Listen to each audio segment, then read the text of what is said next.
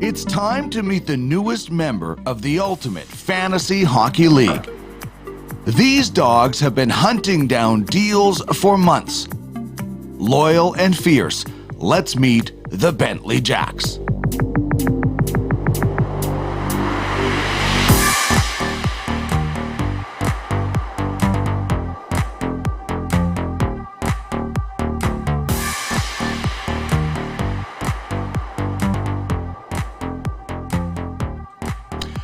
Hello there and welcome to the 2021 Bentley Jacks Expansion Draft live show here on UFSN. My name is Dean Millard, representing Duckman's Domination, and we have the UFHL insider Larry Fisher here for this very exciting show. And you know, we already know we're going to be more exciting than the show that went on last night. I don't know if we'll get you out interviewing the Ogopogo in that Kelowna area or anything, Larry, but this is going to be exciting. We have not only a lot of picks, but some mammoth trades to be talking about tonight as well. Absolutely. As far as entertainment value goes, I'm confident we're going to blow the Seattle Kraken expansion draft out of the water. As you mentioned, there's a lot of trades involved with the picks and the selections and post-draft trades that'll be announced on the show. And the nice thing here is Brennan Kopp has prevented the leaks. The roster leaked out for the Seattle Kraken early in the day yesterday, and then everyone's like, oh, well, at least there'll be a bunch of trades on the live show. And there wasn't. There was no trades. It was very anticlimactic. So here, Brennan's managed to keep all his trades under wraps, his selections under wraps. So there's going to be a ton of suspense and a lot of surprises from the Bentley Jacks at the UFHL expansion draft. Well, the fact that he did prevent all those leaks is one of the reasons loyal and fierce was mentioned in the opener. Loyal to us here at UFSN for preventing those leaks. And let's bring in the man of the hour. Is this your most comfortable chair that you are sitting in right now to make these announcements, Brennan? And welcome to the show. Thanks, Dean. Yeah, it's a pretty comfy spot. Happy to be here and finally get this roster on the move here. Yeah, this has been a long time going. So I guess without further ado, Larry, we should just kind of get things going here on the program and start things off. Should we start things off, or do you want to give any kind of final instructions of how this is going to work? Yeah, just Brennan's going to select one player from each of the 31 UFHL franchises. All the same rules applied as the NHL and the Seattle Kraken as far as the number of players positionally he has to select, the number of players under contract for next season. Same thing with the franchises that submitted their protected lists. Everything mirrored the NHL rules according to Cap Friendly. So very similar. And I think just from the league standpoint, Dean, it's a proud day to officially welcome the Bentley Jacks and to have the owners. I think we need to give a shout out to Darwin Osman and Drew McDonald, who are obviously watching closely. They're excited to see the job Brennan's going to do today and see their roster come together as well. And I know I'll pass it back to you to introduce the first pick, but certainly Darwin will like this one because it's a fitting first pick. Yeah, and you know, it was so fun to have those guys on the expansion franchise auction show that we did. That was so much fun, and here we are. It seems almost like yesterday. Okay, Brennan, why don't you start us off? Your first pick is going to be from the Elite Assassins. So I guess take us through this one, Brennan, and what you're looking at with the Assassins. From the Elite Assassins, the Bentley Jacks select forward Jay Beagle. Pretty fitting selection, Larry, I think, Jay Beagle for the Bentley Jacks. Yeah, so the backstory here, obviously, the Bentley Jacks, Bentley is a beagle. The breed of the dog is a beagle, and that's sort of part of the name that came in for the Bentley Jacks. Darwin, the owner, has Bentley as the name of his beagle, so that was sort of the creative angle for the franchise name. And certainly Brennan is a Vancouver Canucks fan at heart, so he gets to select a Vancouver Canuck right off the top with Jay Beagle. But this deal, or this selection, also included a trade, and I'll let Brennan sort of take us through the trade terms here. So we have acquired defensive prospect Jeremy Poirier from the Assassins in exchange for a Bentley Jacks 2023 second-round pick.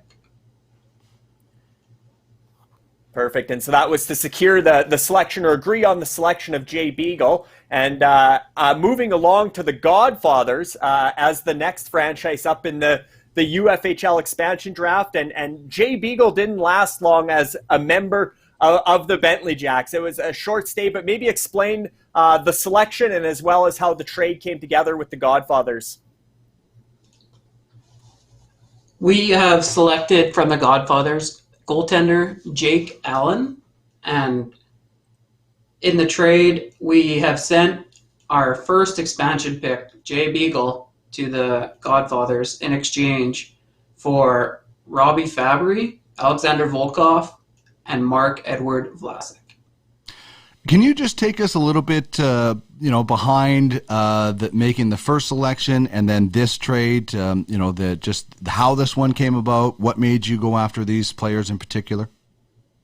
Basically, what had happened is the Godfathers were looking to shed some salary, and we all seem to know what the situation with the Sharks and how potentially Vlasic has dropped off a little bit, but I believe with the potential addition of blocks and also potentially shorthanded time on ice, I think his value might uptick a little bit. And so we had sent Jay Beagle, who potentially might spend the year on the long-term injury reserve. I know it's not confirmed yet, but to get two assets, like a young asset like Robbie Fabry, who's producing in the NHL at a top 9 level, and Alexander Volkov, who has just moved from Tampa to Anaheim, to potentially his potential could be a top a middle 6 guy. So I think the value was there to make it. Good stuff. All right, let's move on to the next selection, and it's going to come to us from the Brutes. So you have some interesting choices, as people can see who was protected, who is potentially available. So what happened with the Brutes? Tell us about the selection and what went along with it. We have selected from the Brutes of the UFHL forward Logan Couture, and with that it came with a trade. We had sent actually newly acquired Jake Allen to the Brutes in order for him to expose Logan Couture and forward prospect Philip Schlappick. To get a player of Couture's quality, potential leadership qualities, and it made sense for us. Yeah, definitely. Having Logan Couture as one of the faces of the franchise to land a guy that can play in your top 6 and potentially when you look at Seattle's roster that they drafted last night, they don't necessarily have a forward of Logan Couture's caliber. So that's a great way to add obviously he comes with a decent sized cap hit and a long-term contract, but to have a forward of that caliber to secure that early on in the expansion draft is nice. And that takes us, obviously you traded away your first goaltender pick there in Jake Allen. So that takes us to the Blades of Steel, and maybe take us through the selection with the Blades of Steel. There was a few options that were compelling from the Blades of Steel.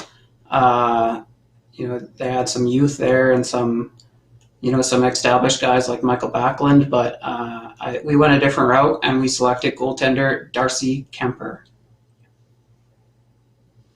All right, and this was one of the ones where there was no trade. So one of the, I don't know where this was in the process, but one of the first ones tonight where we see just the straight selection. I don't know if you tell any goaltenders not to unpack before this is over or not, because the last goaltender was in and out. But take us through the selection of Darcy Kemper. Yeah, Dean, there's going to be a lot of players that in this expansion draft that won't step foot on the Bentley Jacks roster, but unfortunately that's part of the game. But to get a guy like Darcy Kemper, he's got 1 year left on his contract, but a starting goaltender who could potentially be moved to more of a contending team. I think, and with the value of goaltenders in this league, it just made sense to take a guy like Darcy. Indeed. Okay, let's move on now to the eliminators. And some of these deals and selections that you made came very early in the process. Some of them came a little bit later. And take us through the players you were looking at from the eliminators, and then we'll get into the pick and the deal that goes along with it. With the eliminators, it came in actually after the lists had been submitted. There was an issue with his list, and fortunately for us, we were able to get a fairly good player when originally we weren't going to get one. We were still going to get a good player, but maybe not of this caliber. From the eliminators, we have selected Sam Reinhart.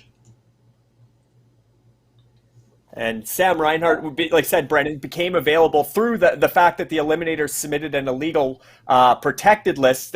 They didn't have a goaltender on their roster that met the minimum requirements, and as a result, they had to expose their entire. They couldn't meet the minimum requirements, and in the NHL, if that happens and you don't meet the minimum requirements, the expansion franchise is able to select any player that doesn't have a no move clause. So in this case, the Bentley Jacks could select anybody from the eliminators except Alex Pietrangelo. And my understanding is the eliminators had a player that you were also interested in that they didn't want to lose. So they made a deal in order for you to select Sam Reinhart as well. So you're not just getting Sam Reinhart. Tell us about the trade and the conditions that allowed you to pick Reinhart, but also add another player from the eliminators. The eliminators had sent defensive prospect Josh Brook to the Bentley Jacks in order to not select forward Dylan Dubé. I think the youth there, it was just, and the contract of Dylan was something that the eliminators didn't want to lose, and it was basically a win-win trade for both of us. As I got a player I liked, and the eliminators also got to keep a player that they really like on their roster. And that's the first of a few fortunate breaks in regards to legal protected lists that help the process for the Bentley Jacks, certainly. But Josh Brook, like you said, somebody from just down the road, played in Moose Jaw in the WHL, good defensive prospect. You would have watched him in junior, coming up with the Montreal Canadiens now. But that takes us to the Grizzlies, Brennan.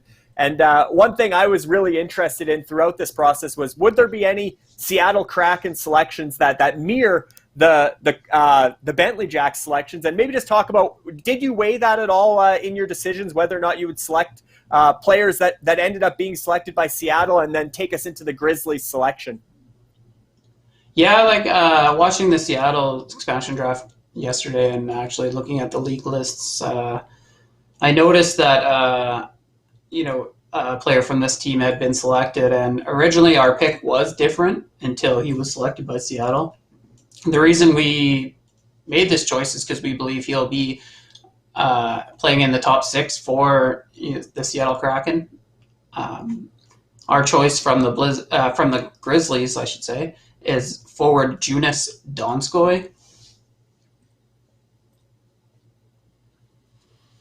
There it is. Sorry, I was a little slow on the uptake there. But I like that. I like that you took that into consideration while also getting a good player. I mean, you're not doing it just to make a pick. You're also getting a guy that has some potential as well. So I appreciate the effort and the process that you went through with that one. And another situation where there was no trade. Or no side selection. Did you find that that you were bringing up wanting to make side deals for teams, or that teams were coming to you through this process, Brennan? I'd say it was probably about 50-50. I was reaching out a lot to teams, and obviously some teams were more receptive than others, but I would say about, for the same amount that I reached out to teams, probably that same amount came back and asked that, if there was something to be done. A lot of the time, deals didn't materialize, and that's okay. But, I think we got we were able to expunge a fair bit of value out of the teams we did make trades with. Yeah, that's good stuff. All right, let's get now to the Warriors and the potential selections that you had from this franchise, and then take us through the ultimate selection that you made. We looked at a couple options here with the Warriors. There was some decent forward options there. Actually, a lot of experience on the defense, but maybe a little bit of bloated contracts. But we ended up choosing forward who was injured all of last year. But with him being over 2 points fantasy points per game, for his career, we decided to take him. His name is Gustav Nyquist. And yeah, with Gustav Nyquist, I think, assuming he's healthy for next season, he's going to play a big role in Columbus. They've had a lot of turnover of top 6 forwards there in past seasons, and I think they are going to rely on him providing he's healthy and could become one of those surprise players for the Bentley Jacks that really has a rebound season. And that takes us to the Royals. And the Royals obviously had a lot of interesting options, Brennan. There is a side deal here, but there are some interesting options there with the Royals, including a player you're very familiar with that was selected by the Seattle Kraken. But obviously you had a side deal in place. But maybe take us through the selection and how this came about. Yeah, growing up, I watched a lot of Jordan Eberle with the Pats. He's probably one of the best players in Pats history. He's a good player, and Seattle obviously noticed that. They took him. As for the player there was quite a few options here. Philip Deneau and Joe Thornton with the Legends League. Even Antti Raanta. But we ended up going a different direction, and we took forward Thomas Tatar of the Montreal Canadiens. Well, he actually is a UFA now, but he didn't. But anyways, yeah, go ahead. Yeah, with Tatar, I guess. Sorry, Dean. I was just going to say with Tatar, obviously, and that was a mutually agreed on deal that prior to you knowing that Seattle was going to take Jordan Eberle, you made the trade. They offered up, hey, would you select Thomas Tatar if we exposed him? And you made a few deals like that. Maybe just tell us about those trades where there wasn't necessarily an add-on for you to take somebody, and there wasn't necessarily compensation going back, but just to come to that mutual agreement to lock in the player you were going to take, in this case, Thomas Tatar from the Royals. In case of those deals, basically they came fairly early. Basically, they came to me and they said, here's a couple guys, that we're potentially got on our roster now, and I decided that a quality guy like Thomas Tatar, plays in the top 6 and had a real resurgence the last couple of years in Montreal. I figured it made sense to lock that down, just because the fact that he could have potentially moved him for a fairly good return. I think we just I didn't see too much of a downside to just locking that in. Good stuff. When you see something that you like, go after it and get it and lock it down, like you said. And then you have one less team to worry about and one more quality player that you know you are getting. So good work on that front. And that takes us now into the Blizzard. And I guess tell us the options you were looking at here. We'll get into the player you selected and the accompanying trade that you can explain as well.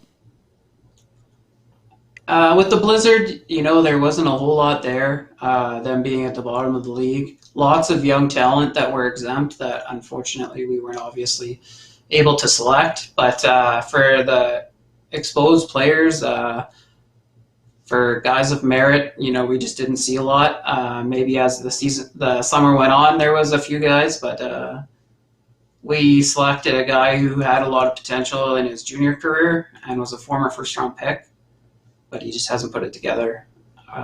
We selected forward Josh Hosang.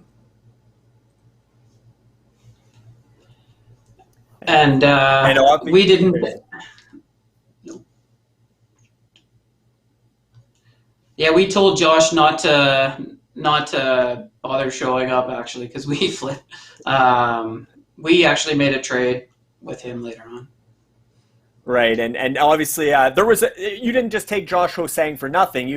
There was a trade involved here as well, where in order to take Josh Ho-Sang, you got to you made this deal. Maybe just take us through the decision here, because obviously we talked about Thomas Tatar, and he was short-lived as a member of the Bentley Jacks as well. But there's what you were saying, is that maybe the Royals could have moved Thomas Tatar for a package like this, but instead it's the Bentley Jacks extracting good value from Thomas Tatar in order to select Josh Ho-Sang. Yeah, basically when I acquired Thomas Tatar, there was some interest in him, and we looked at it to get something to pad the future a little bit, and Kamikaze's first-round pick next year, as we believe that he could potentially be a lottery team. So to get a chance at the big three next year with Shane Wright, Brad Lambert, and Matthew Savoy, if there's a chance to do that, we're going to take it. And we got a very high pick in the second round this year as well to move from Thomas Tatar, as we believe we'll have a fair amount of players in his talent category. Was the kind of the goal to try to find that balance of, we want to bring in some young players, but we want to be able to be competitive right now?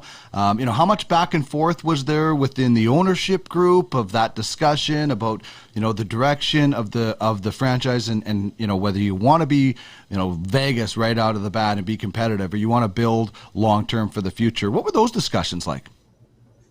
The directive I had gotten from Drew and Darwin is, they wanted to make a splash, and as you'll see throughout the process of this draft, there's gonna be not a lot of water left in the pool with the amount of splashes we'll be making.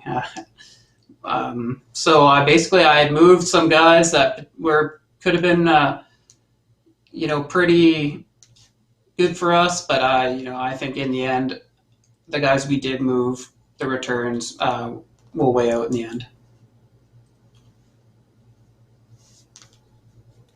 Yeah, for sure. And that takes us to the Rock Republic as the next selection, Brennan. And as you mentioned, you kind of teased this one, Josh Ho-Sang. I know he played in Europe last year. Maybe he doesn't even have to come home this offseason. He can stay over there. I don't know what the Islanders are going to do with him in the NHL. Obviously, there's been a falling out there, but the Bentley Jacks weren't willing to wait around and see the fate of Josh Ho-Sang. Take us through the trade involved here, as well as the selection from the Rock Republic and how that came to be. I talked to Kyle, the GM of Rock Republic, and he had quite a few young guys on his protection list that were potentially available, and Michael Rasmussen, and even like a future Legends League player like Marc-Andre Fleury, that he didn't potentially want to lose. So basically, the talks went on over a few days with Kyle, and we eventually came down to a choice and a compensation. So the player that we chose from Rock Republic is defenseman Joel Edmondson. In return, we received forward Michael McLeod and a 2023 second-round pick. In return, we sent newly acquired forward Josh Ho-Sang to the Rock Republic. It's like that Simpsons gif of the grandpa walking in the bar, putting his hat out and grabbing it and walking right out. Josh Ho-Sang, not even there for a cup of coffee. But hey, that's the name of the game. You have to be so proactive, and as an expansion GM, you have to be thinking about the next couple of steps and where this player and how long he's going to be. And I don't know if there were GMs that saying, hey, take a player off that team because I'd like to get him and I'll make a deal. But maybe we'll hear about some of that later. I'm not sure. But let's move on to the Stallions now, and tell us what you were looking at from this club. With the Stallions, there was another team that had, not a whole lot of options. A lot of, bigger contracts for bottom six players that, had that one big payday, but haven't really produced, as maybe like Zach Cassian or Alex Jason, or So it's not something that we wanted to do. So we went ahead and took a guy who had a lot of promise at the start of his career. Injuries have derailed that a little bit, but we still believe that there's a hockey player there. So we have selected defenseman Sami Niku.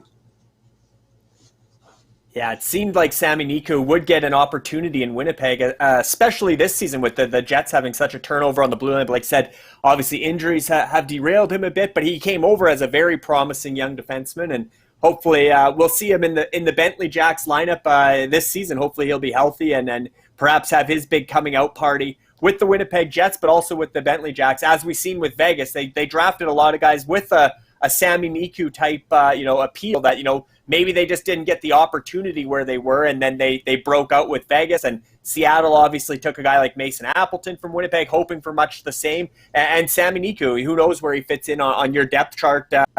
By the time the season rolls around and the roster deadline in October, he might be in your top six, or he might no longer be a member of the Bentley Jacks, but certainly has some upside. That takes us to the Klein Cup champion Red Army, Brennan. And obviously, Red Army had a ton of talent on their roster. They sort of did a bit of a retool throughout the playoffs leading into the offseason, won the Klein Cup as playoff champions in the UFHL. But you look at the potential selections, there wasn't a lot there, but I know you have a selection to make, and then later in the show, there's more to come from Red Army, but I'll let you tee that up as well as for now, we'll just make the selection.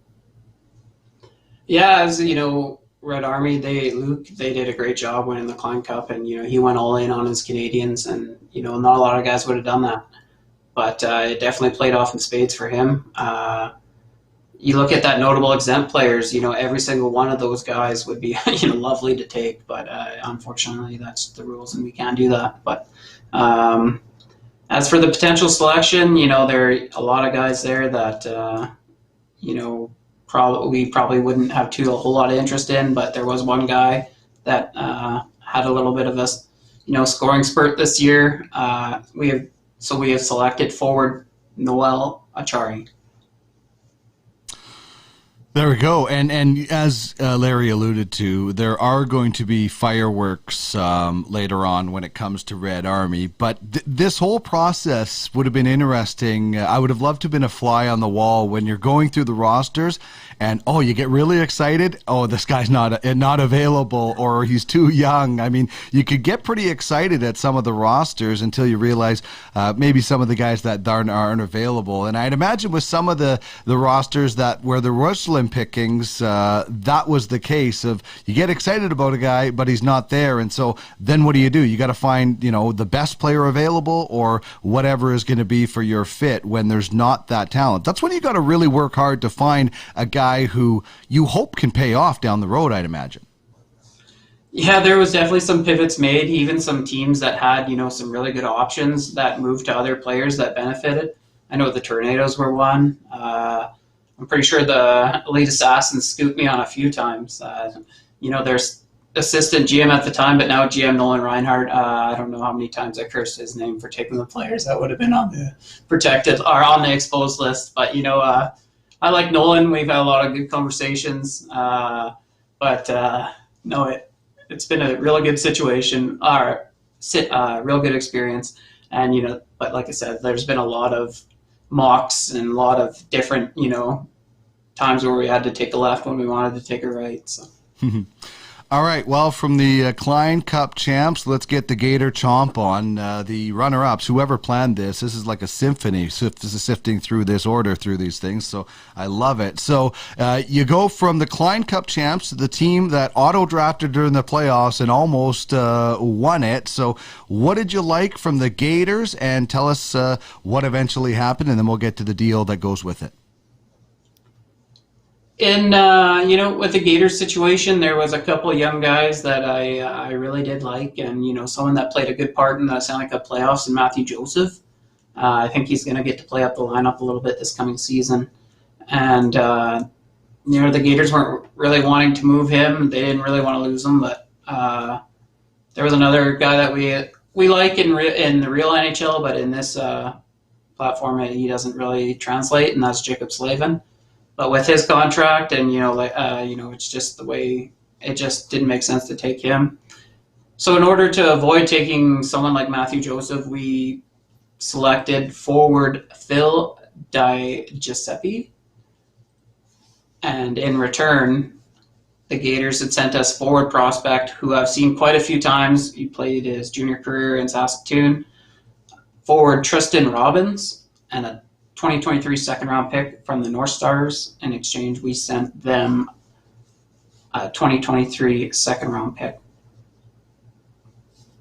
Yeah, Tristan Robbins is an exciting prospect who really had a breakout during his draft year for Saskatoon and gets the Braden Point comparison. A lot of people think, he went in the second round, Tristan Robbins did, to San Jose, but a lot of people seen a similar player to Braden Point, who obviously was a third-round pick out of Moose Jaw in his WHL career. So a little bit undersized forward that has some big scoring potential there. In order to take Phil Di Giuseppe instead of Matthew Joseph, I think that one makes a lot of sense. That takes us to the West Coast Express, Brennan, and obviously a side deal here as well, but maybe just take us through the selection as well as the trade. Yeah, with the West Coast Express, I told them I really love the name, being a Canucks fan and, being a fan of the West Coast Express when it was, Marcus Naslund, Brendan Morrison, and Todd Bertuzzi. But no, I really love the name there. As the first selections, there was a couple of young guys there, a couple Canucks, and Tyler Mott and Jonah Gadjevich. There was a couple of guys, even a guy like Shane Gossespierre. I know he just got moved to Arizona today, and he's had a falling out in Phoenix. But, if a guy like of his caliber gets on the power play in the right situation, he could be a 60-point defenseman again.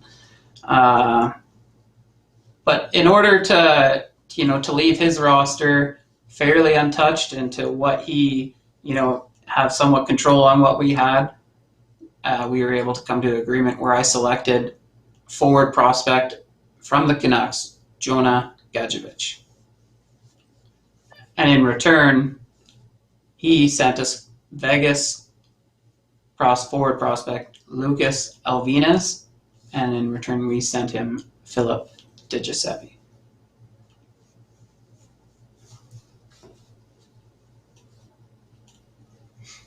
So yeah, a short-lived stay again for Phil Di Giuseppe. Like Dean said, it's like a symphony.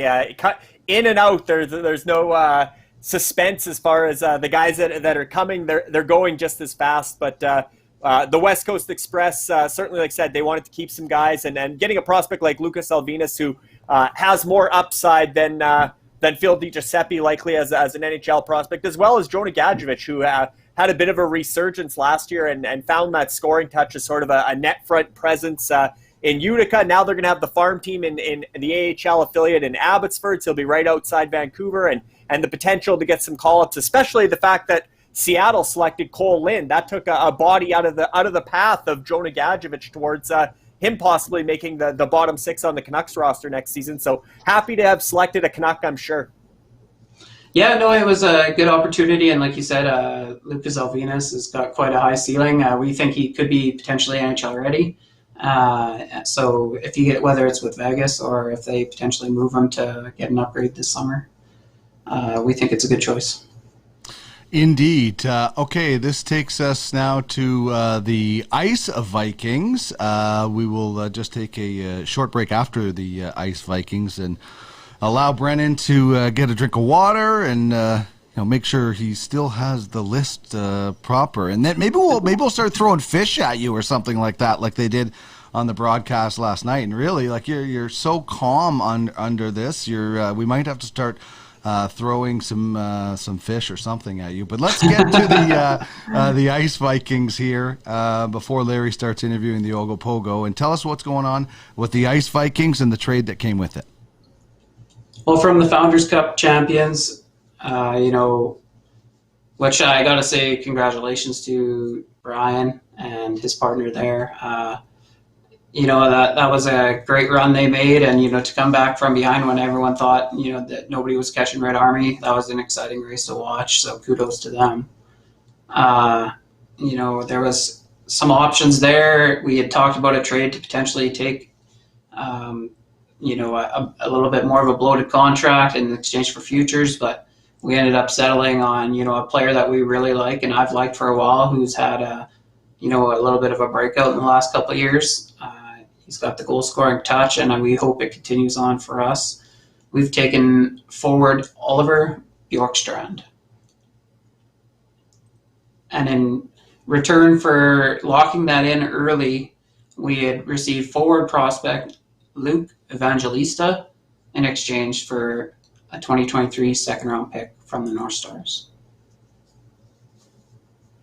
And that the trade there, obviously, you just acquired that pick from the Gators earlier, so you're able to flip it for an actual second-round pick in the recent NHL draft, Luke Evangelista, in last year's draft. And the big thing here, Oliver Bjorkstrand, I know you took Logan Couture earlier, but you've had some players that maybe aren't the biggest names, but now you got Logan Couture and Oliver Bjorkstrand.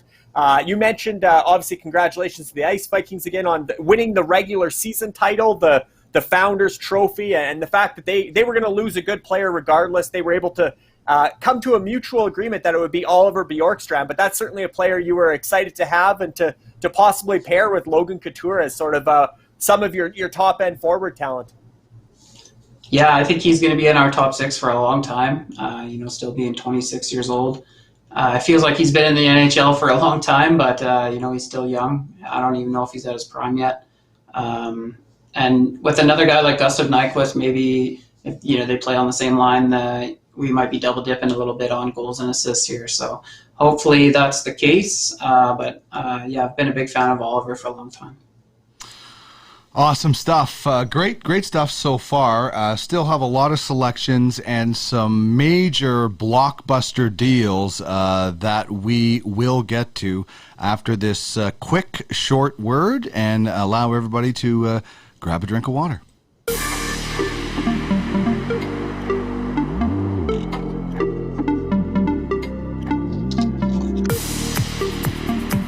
The 2021 Bentley Jacks expansion show will be right back. In the meantime, here are some important dates in the UFHL and the Ultimate Franchise Fantasy Sports ecosystem. The entry auction will take place at 7 p.m. Eastern on Saturday, July 24th. The futures auction will start at 4 p.m. Eastern on Sunday, July 25th. The open market for the 2024 draft class will kick off at noon Eastern on Monday, July 26th. Also keep in mind the Ultimate Fantasy Basketball Association franchise auctions will take place September 10th to 12th in Las Vegas. And the Ultimate Fantasy League Baseball franchise auctions will take place November 5th to 7th, also in Las Vegas. Great events planned for both at the Circa Resort and Casino.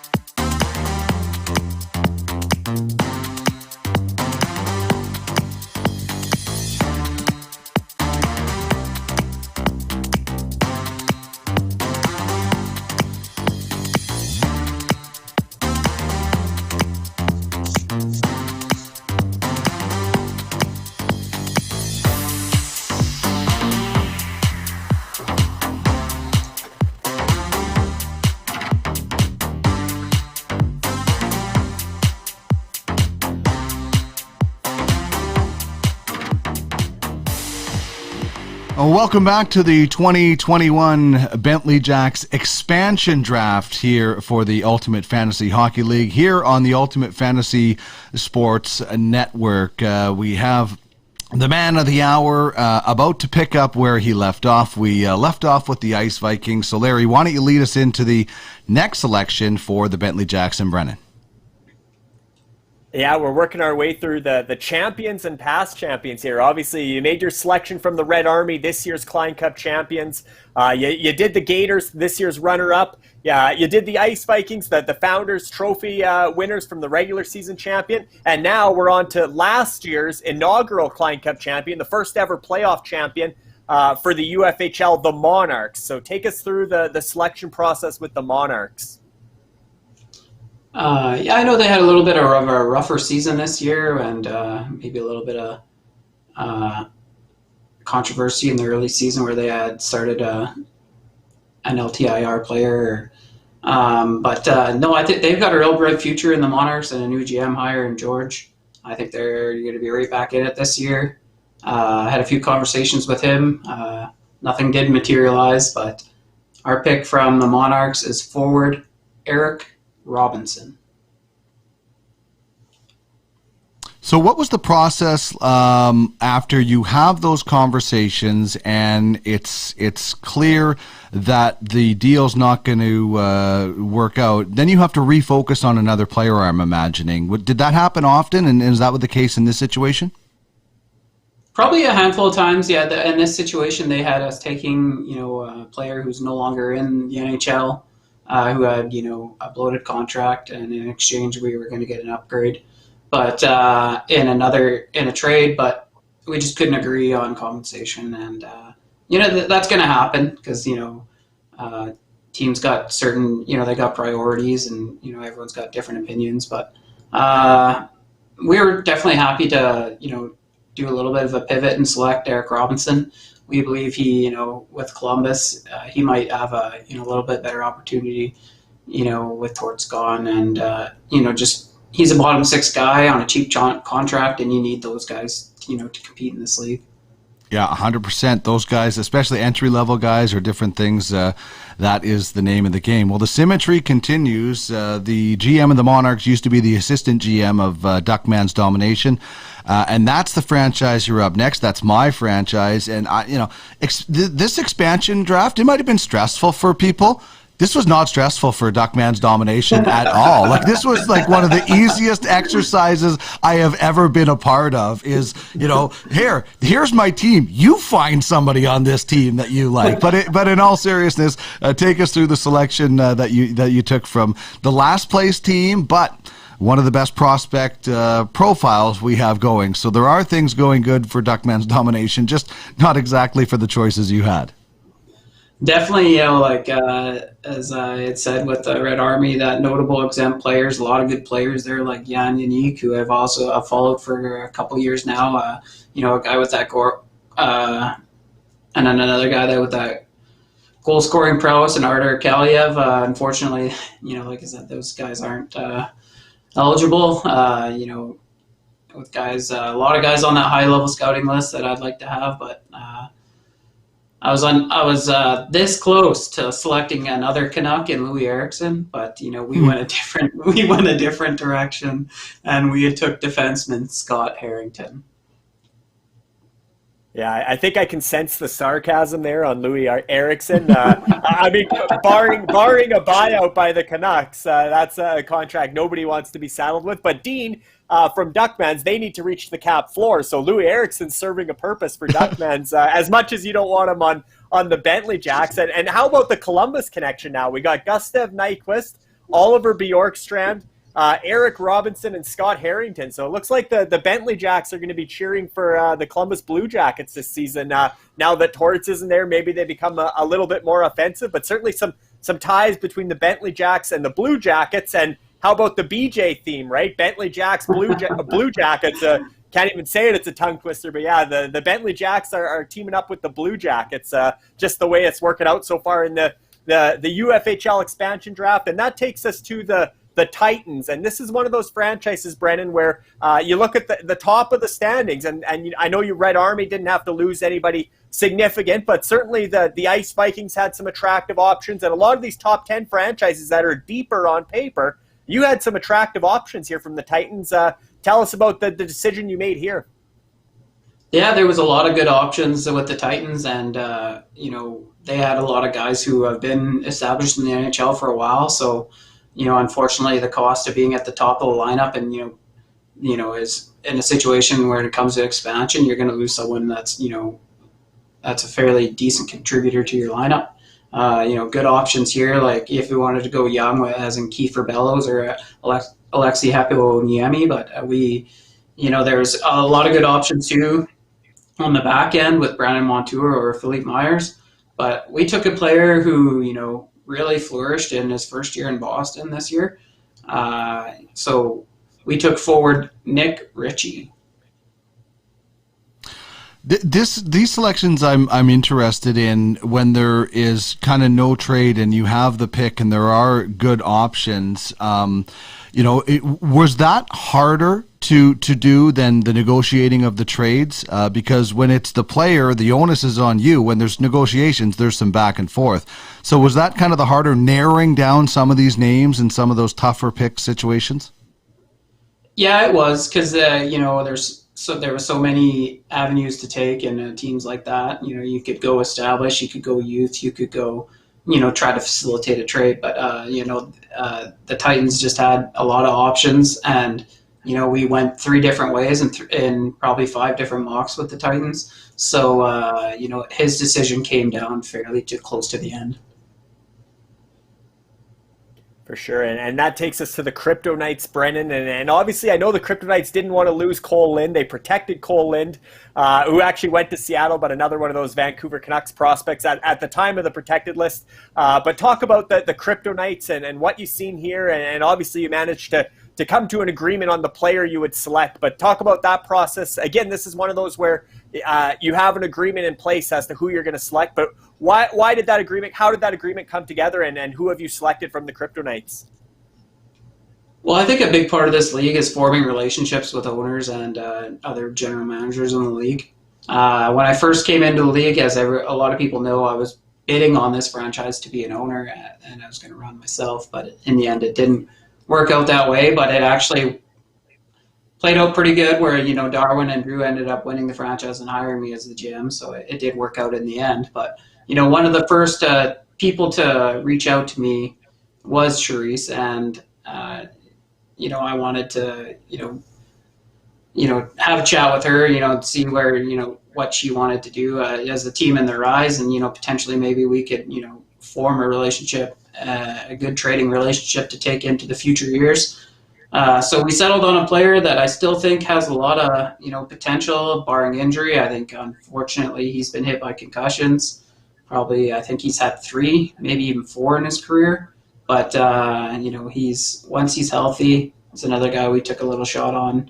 But we've selected forward Andre Kasha. So this is another situation, as you kind of alluded to, that came to an agreement early. Do those situations, did this make it easier to get that out of the way if that indeed was the case?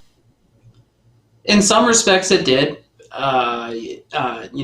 So getting the deals done, it was good to get them done and out of the way. But then in some situations, I'm not gonna lie.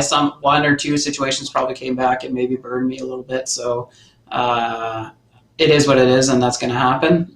Because then once we had to deal with them, they were able to go and fine tune their lists, right? So that where they could acquire a certain player, but it is what it is, and I'll just keep that in mind going forward. That's what I was going to ask, Brennan. When you make that early, you lock in that early trade, and then when you're watching Seattle play out last night, and you look at that Crypto Knights available selections. Mark Giordano's there; he was selected by Seattle, or the one we talked about earlier with the Royals. You lock in Thomas Tatar, and then when you're watching it, do you have any remorse there as far as I wish I would have left that Royals open and I could have taken Jordan Eberle, as somebody who went to the Kraken, or is, like I said, is this a situation where obviously Andre Kasha still has the upside, and you're happy with it, and maybe Mark Giordano's cap hit was too big to take on anyway as far as the synergies with Seattle, but is there any situations where you locked in a deal early and then over the, like, say 2 months ago or a month ago, and then as it got closer, you're like, oh man, now maybe I wish I would have went a different direction with that franchise? Not a whole lot. No, I think we're happy with the majority of our selections. There might have been a situation or two where I probably could have waited and might have ended up with a slightly better situation, but I don't think is it going to really stack up in the end to being a loss. I'm not so sure, but but if I guess if I had to do it again, maybe I would wait a little bit longer. Yeah, well, but it's also worked out with a lot of really good players as well. Larry, I think this is your team. I think I might have jumped ahead at some point, so I'll let you take us into the Kamikaze. Sure. So the Kamikaze, Brennan, this is another one of those ones where you had an agreement in place to select a certain player. Talk about the decision that played out with this player, and I think what you were saying there is very true. And I mean, as far as how it stacks up in the end, I think when we see the finished product at the end of the show and how all these pieces fell into place, by securing these pieces early on also helped you make decisions on, as far as your lineup depth chart, really helped you make decisions as you go. But take us into the Kamikaze, who is another one that you agreed on a player fairly early on to sort of plug a hole in your depth chart. Yeah, Donnie's another guy who's not, not scared to reach out, and someone that I really like on the Telegram. We have good conversations. He's a real stand-up guy. We agreed on some guys relatively early, like you said, and he had some good young youth players like Logan Brown, Jake Vertanen, Henrik Borgstrom. You even had some guy like who's got quite the personality and who was a star in the league at one time in PK Subban, but 1 year, $9 million just didn't fit. We ended up settling on a player who played overseas last year and started to find his form, and he just recently came back to the NHL and started to play a little fairly well. So we had selected forward Henrik Borgstrom. All right, so and again, a conversation that leads to a selection, and as we look at the trade board, no compensation, you come to a deal fairly early, and this is a guy who you mentioned it, came back, you think he has potential. Did you have any kind of number in your head about, like, this is the amount of guys I want to really take a gamble on? Some guys you're taking a bigger gamble than others. Did you have any kind of limitations within yourself about, this is a guy I would consider a long shot, I can only take so many of these guys? Or I'd be interested to kind of see how you broke down the types of players and how Borgstrom fits into that profile. Basically what happened is we had, we wanted to set, top 6 guys, and then that we were, pretty confident that we could roll out that could play there. And then as for our bottom 6 and, maybe our bottom 3 defensemen, that is where we wanted to take our swings. And if they worked out, they worked out. And if they didn't, then we found that they would be a lot easier to replace if they didn't. So we probably had about, I want to say, 4 to 5 guys that we wanted to take swings on. And I think definitely Henrik Borgstrom we see as a guy who's going to play probably. He's going to play in our lineup, and if he, he's probably definitely got the opportunity to play in Chicago, as they're pretty light right now on the wings there on the top 6, other than Kane and DeBrincat. Like you never know who's going to play in there other than those guys, and Taves, I guess I should say, but.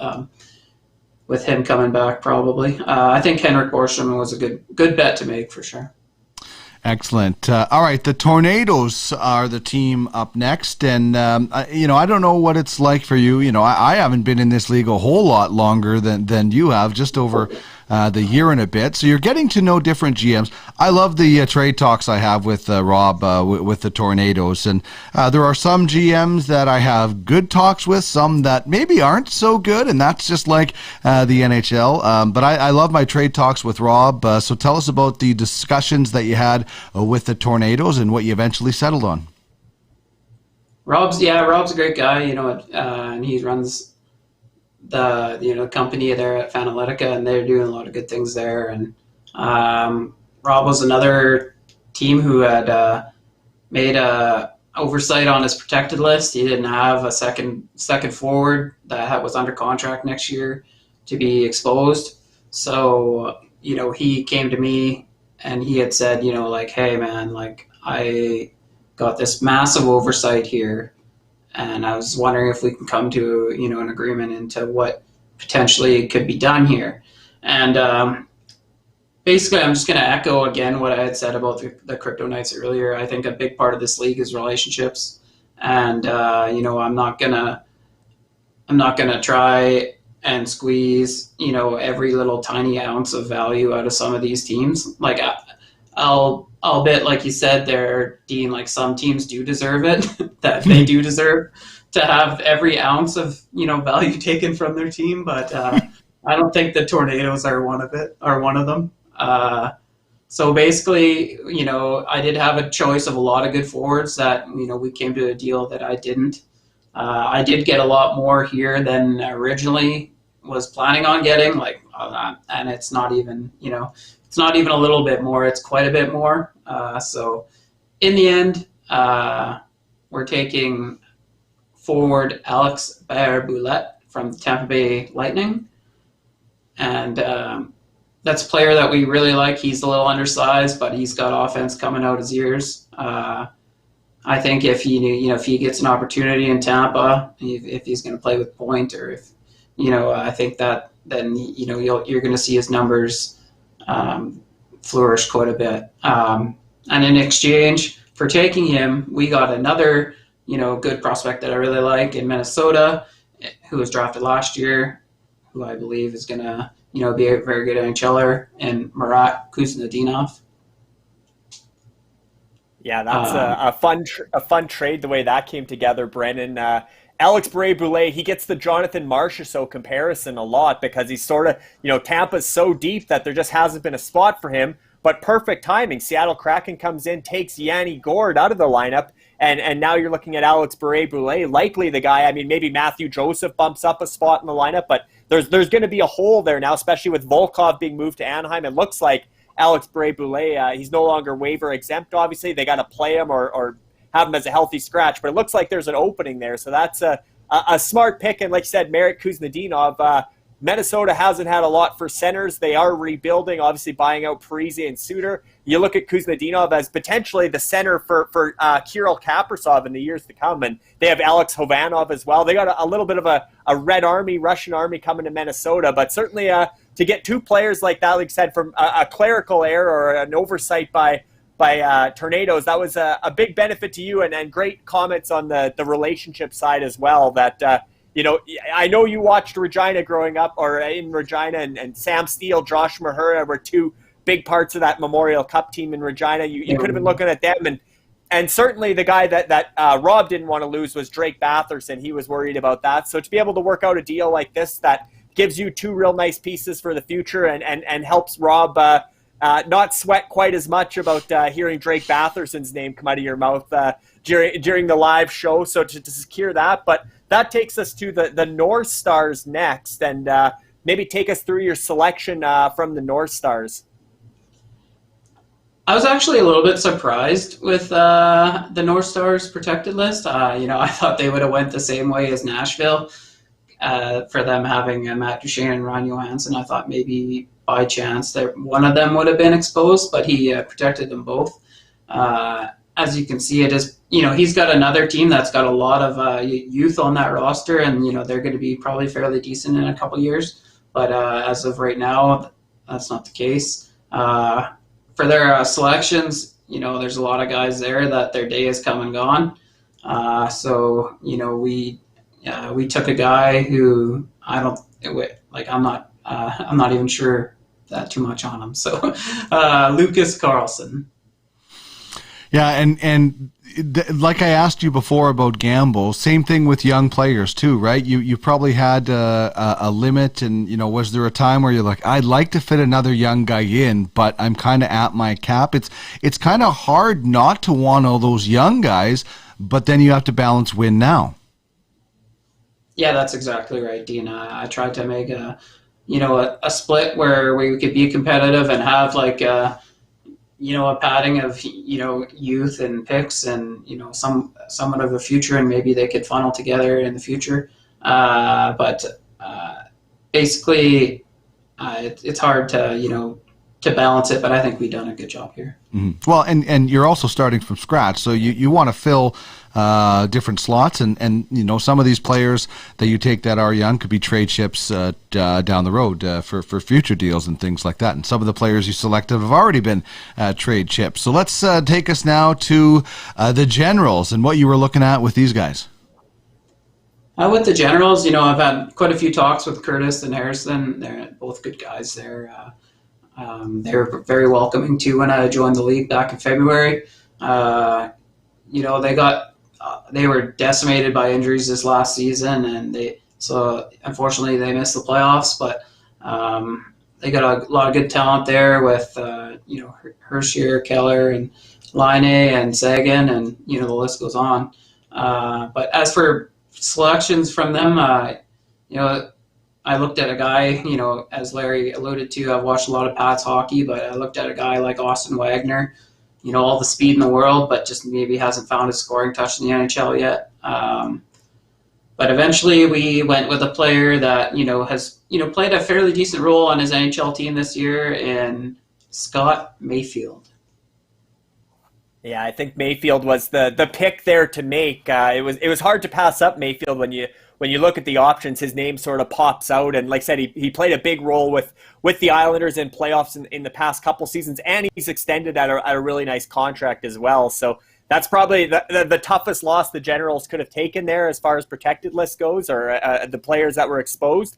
But certainly a nice addition for the Bentley Jacks. And just circling back to the North Stars, and Brendan mentioned this earlier, but with a player like Lucas Carlson, the Bentley Jacks are going to select 31 players in the expansion draft, but only 23 of them can make the opening night roster. So you're going to have 8 guys, or 8 spots at least, and possibly more considering all the trade acquisitions, but you're going to have to start filling out the protected list, and some of these guys have to clear waivers, and Lucas Carlson might be one of those guys that can end up landing on the protected list and get through waivers, or he may not even be waivers eligible yet. You may be able to have picked him for the protected list, so that's a consideration there. And with the North Stars, I think that was one of those ones where you were talking about crumpling up the mock draft and throwing them away, because I think obviously the Johansson and Duchesne angle, but I also look at that, down the stretch to the trade deadline and then into the offseason, it looked like they were going to be losing a quality young defenseman. They had guys like Zach Whitecloud and Cal Foote were looking like targets there, and they moved both Whitecloud and Foote to make sure they didn't lose them. So smart management by Cameron there to avoid losing a guy like Whitecloud or Foote, and it ends up being Lucas Carlson. But moving along from the Generals to the Mystics, and talk about the selection from the Mystics. Yeah, with the Mystics, they actually just hired a new GM in Colin Mills. I guess he's back in the league, former Yeti's GM. I didn't have too many talks with him. Another guy who's, mid-pack. He's made some moves lately. Looking at his potential, the selection here, there isn't a whole lot. I think he got a little bit lucky with Eric Johnson waiving. Our choice from the Mystics is another Islander, forward Casey Cizikas. And the third of 3 cases in a row where you made the selection and there was no side deal. Was there much discussion in this one, or was it just we're going to take our pick and run? There was a little bit, but in the end, I just didn't see the value to corner us into a guy that we didn't really care for.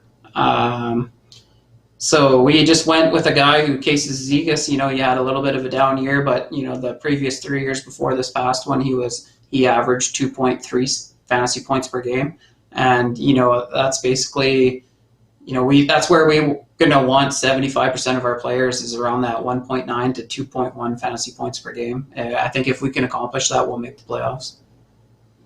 It's a good strategy to have, definitely, if you're trying to accumulate players in that regard. All right, so you mentioned the Mystics and their GM and where he was, so some more beautiful symmetry on this show. So take us through what happened with the Yetis. The Yetis was actually a fun one. It's always actually a fun conversation when it comes to Scott Lowwater. He just came in the league right before the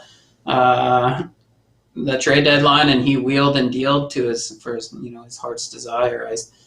I don't think I've seen so many blockbuster trades in one day, but he did a great job turning that team around. And unfortunately, they were upset in the first round.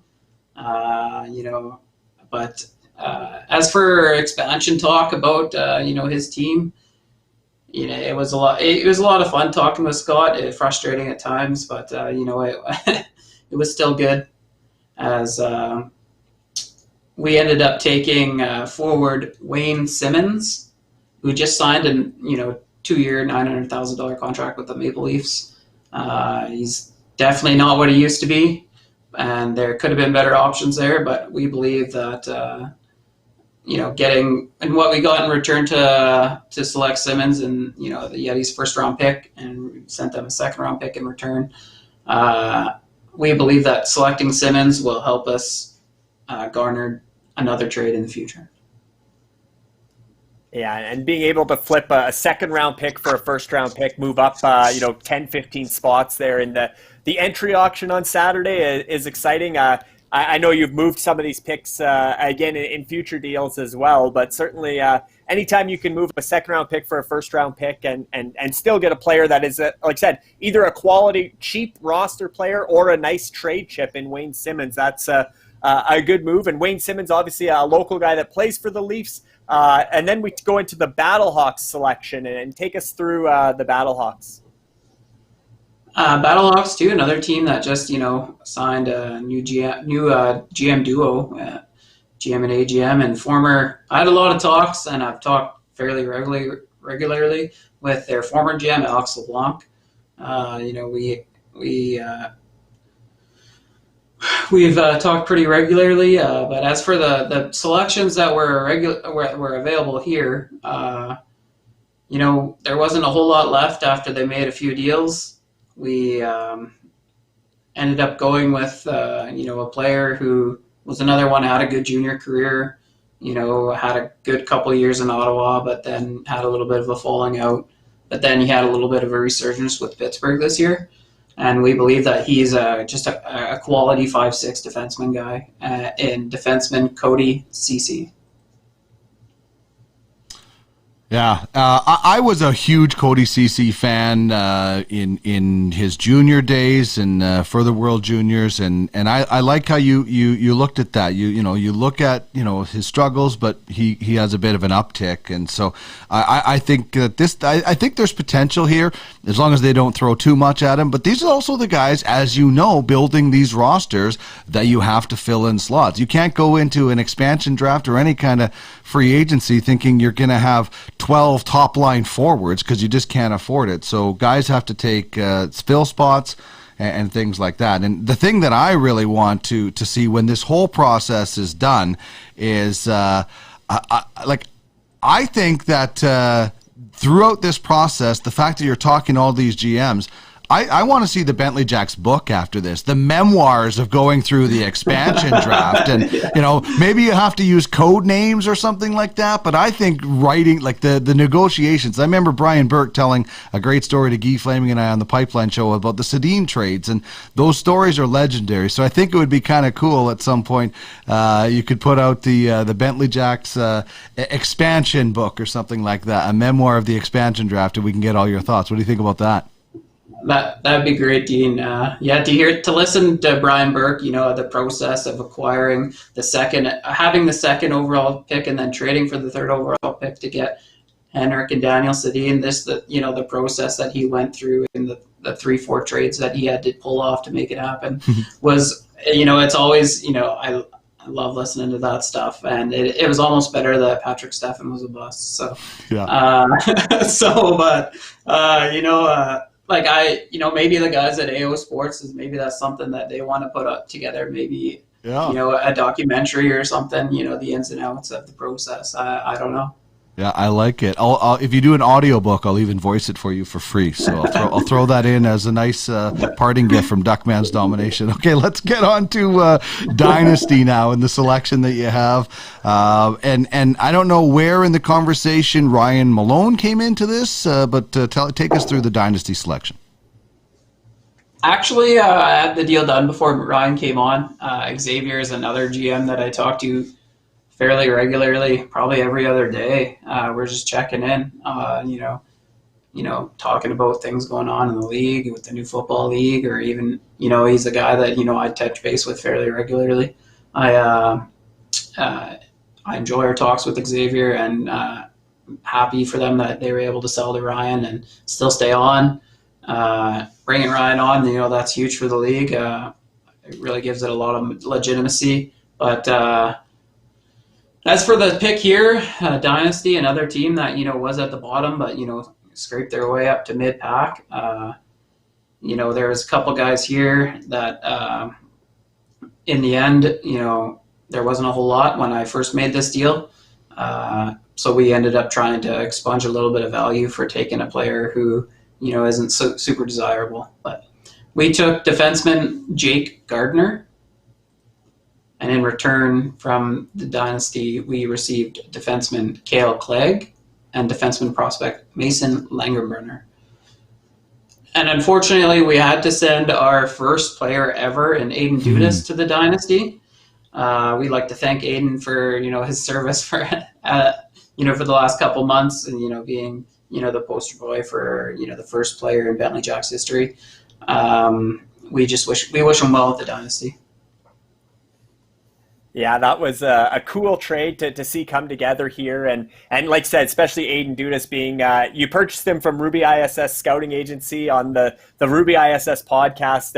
And the way that deal came together to have your first player, the Reed Duke of, or I guess in Seattle's case, Luke Henman was their first ever prospect signing. That's the way a lot of these expansion franchises get started, right? Is because you're waiting, and like I said, that's a long 5 months, or in Seattle's case, 2 years of, or Ron Francis hired a year ago, I guess. There's a long waiting period there before you really get to put the faces to the franchise. But part of it is you can sign young prospects ahead of time. You also made a trade where you acquired Simon Holmstrom and Scott Perunovich as two prospects. But for a while there, the lone face of the franchise was the prospect signing of Aiden Dudas from the Ruby ISS Scouting Agency. So to see Aiden move along and not get to suit up for the Bentley Jacks, a bit disappointing. But to get a guy like Cale Clegg, who obviously has a lot of upside in LA, and again, you know, as you go through here, you got some good trade chips coming in that can extract value elsewhere. And that takes us to the Outlaws. And obviously, tell us about both the selection here and the trade, because this is a very unique trade, the way this came together.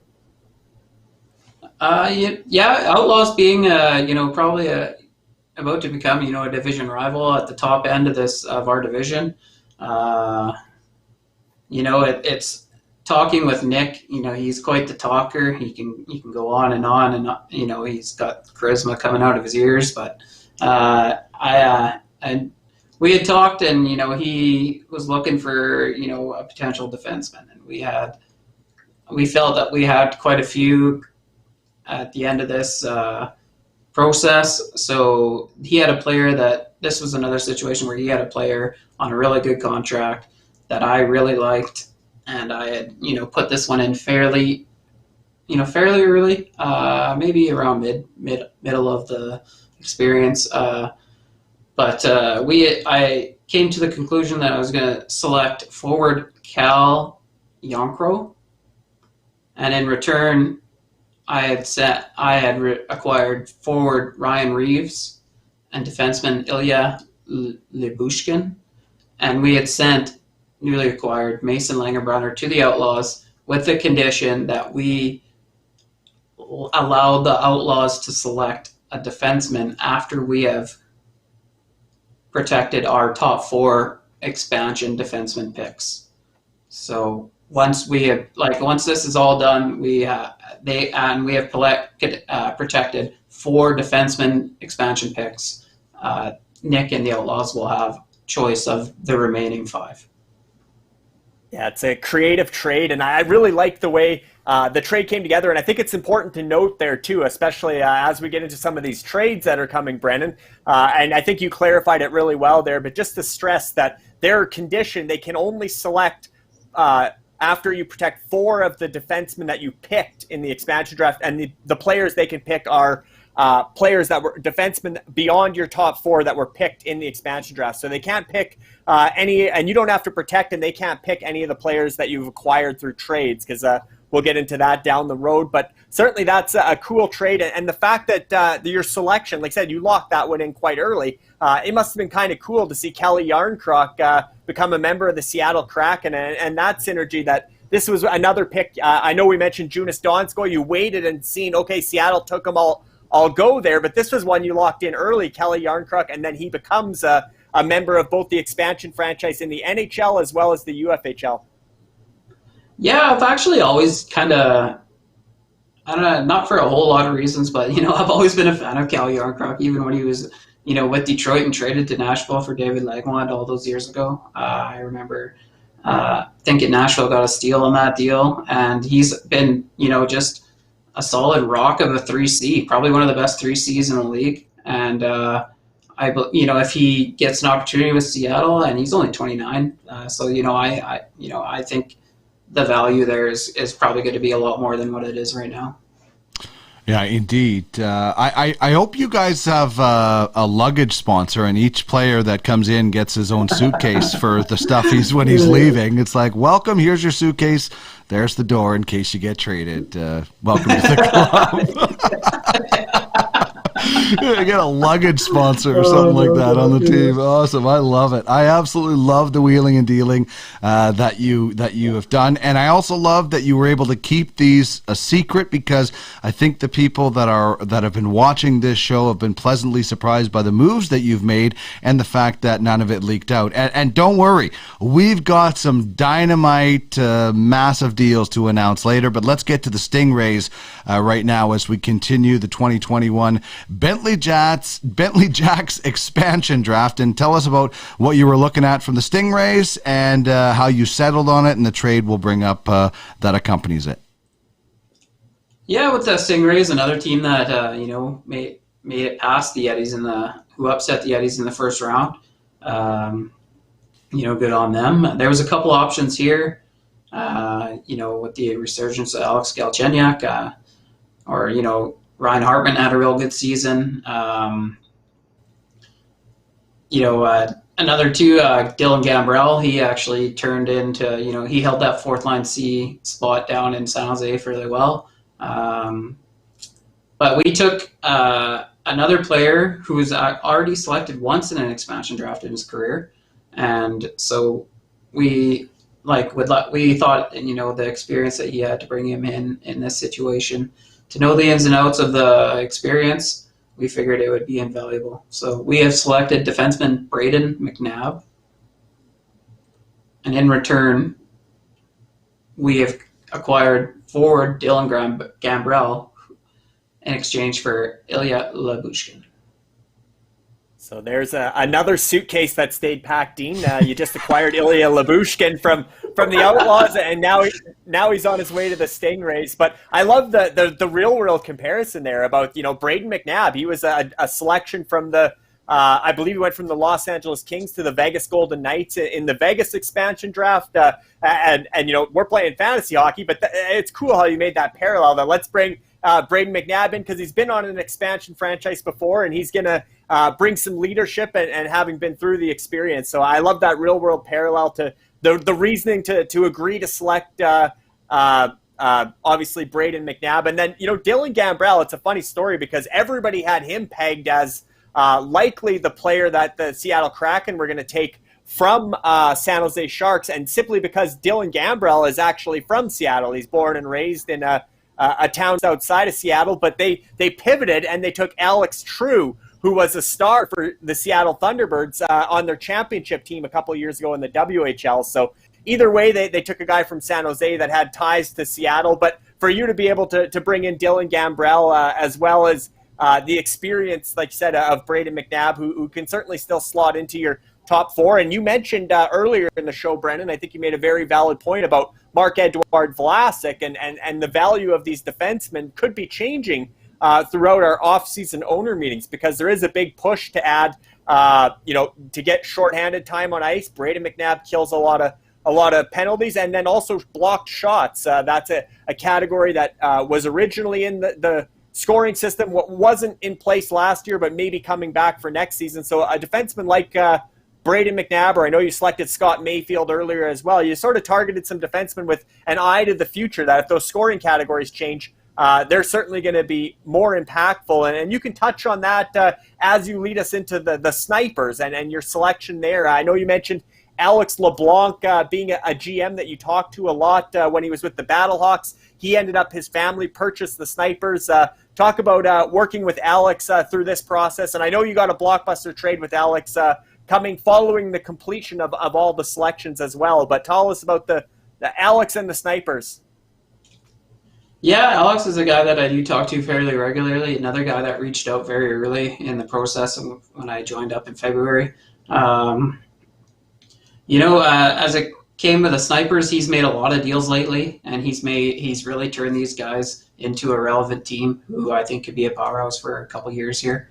When any chance you bring a guy in like Jack Eichel or the Suzuki brothers, or maybe they're going to change his name to the Suzuki Snipers or something. I don't know. But, he's got, and maybe even to bring in guys like he's done with, Duncan Keith and, for Legends League, purposes, or like a guy like Jack Campbell who could be the starter in Toronto next year, on a cheap deal. I think Alex has done a real good job rejuvenating that franchise. But yeah, as for our selection from the snipers, we took a goaltender who stands to maybe make some starts next year, and Dan Vlader.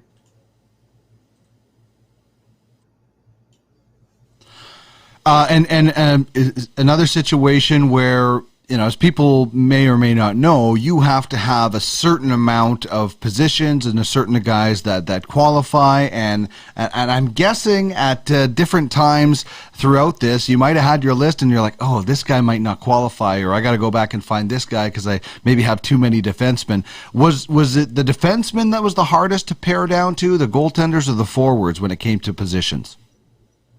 Originally, I thought I had a good handle on it, but near the end of the process, I had myself having a lot more forwards than anything, obviously. But there was actually one pick that I had to change just yesterday, actually, from a goalie to a defender to meet the nine number, that 14 forwards, 9 defensemen, and 3 goalies. But in order to meet the 9, I had to switch one pick. Which I'm not too overly upset about. I think it was basically a lateral move, and there was a lot of ins and outs. The position caps, 20 guys under contract. There was a lot of research that went into the last 5 months of this process. All right, let's now get to the final selection in the UFHL, and this is going to come from Strong Island. I still have a number of big trades to announce. We'll get your thoughts on the team, but to take us through the final selection with Strong Island. Yeah, when it came down to Strong Island, another team that we weren't sure what we were going to get there. Once the list came in, it actually came back saying that he didn't have a goalie he had a goalie listed on his exempt list that was actually supposed to be exposed, and in return we were able to select him. So that changed things a lot for us. The goalie was Kevin Lankinen, and he's had his breakout season. $800,000 starting goalie, 4 fantasy points per game. You almost can't beat it, right? But so in return, I wasn't sure if a deal was going to get done with Strong Island. I was prepared to take Kevin Lankinen, and we did actually, and then it came in at the 13th hour. We were able to make this last final trade. So for Strong Island, we have selected defenseman Jeremy Lauzon. And in return for not selecting Kevin Lankinen, Strong Island has sent defenseman Rasmus Dahlin to the Bentley Jacks for no compensation. How about that? Save the best for last as far as the blockbusters go. You land the first overall pick from the 2018 draft. You never would have expected that. Obviously, again, a bit of a clerical error there where, this is professional fantasy sports. You got to be on the ball. And unfortunately for Terry Weber and his assistant GM, Richard Phillips, they went through their list. And Kevin Lankinen was, like I said, a late bloomer, a guy who had played in the AHL for a couple of years, but just was a rookie, a Calder contender. And they just assumed, he's a rookie, he's exempt. But unfortunately, it's 3 years of pro experience, including the AHL. So therefore, he was the goalie that Chicago protected in the NHL, and they had to protect him, and they left him off the protected list, put him on the exempt list. As a result, they weren't allowed to protect a goalie. He ended up on the instead of exempt, he ended up on the exposed list. And like you said, you're in a position of power there where we're either going to take your $800,000 starting goaltender, or you got to give us a reason not to. And certainly, like I said, save the best for last. But Rasmus Dahlin's a nice reason not to take Kevin Lankinen. Yeah, no, to acquire a talent like Rasmus Dahlin,